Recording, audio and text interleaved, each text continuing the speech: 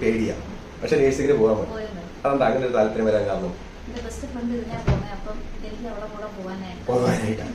ഒരിക്കലും നമുക്ക് ഈ പ്രൊഫഷൻ ചൂസ് ചെയ്യുമ്പോൾ നമ്മൾ എപ്പോഴും ശ്രദ്ധിക്കേണ്ട ഒരു കാര്യം എന്ന് വെച്ച് കഴിഞ്ഞാൽ ബെസ്റ്റ് ഫ്രണ്ട്സ് നമ്മുടെ ഒരു സ്വഭാവം അല്ലെങ്കിൽ നമ്മുടെ ഒരു ക്യാരക്ടർ ഉണ്ട്. അപ്പൊ ആ ക്യാരക്ടറിന് അനുസൃതമായിട്ടുള്ള ഒരു പ്രൊഫഷൻ നമ്മൾ എപ്പോഴും തിരഞ്ഞെടുക്കുന്നതായിരിക്കും നമുക്ക് എപ്പോൾ ഏറ്റവും ബെറ്റർ.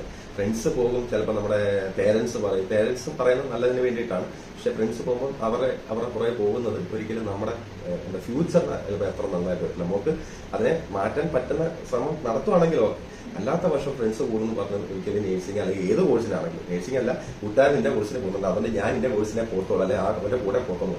കൂട്ടുകാർ എല്ലായിടത്തും ഉണ്ട്. നമുക്ക് എത്രത്തോളം നമ്മൾ ഫ്രണ്ട്സിനെ നമുക്ക് കിട്ടുന്നു അത്രത്തോളം നമുക്ക് ലൈഫിൽ നല്ല സക്സസ്ഫുൾ ആവാൻ പറ്റും. അപ്പൊ എന്തായാലും കൂട്ടുകാരെ പുറകെ പോകണ്ട, നമുക്ക് ഇഷ്ടപ്പെട്ട ഒരു മേഖല കാണും, അത് ചൂസ് ചെയ്യുക കേട്ടോ.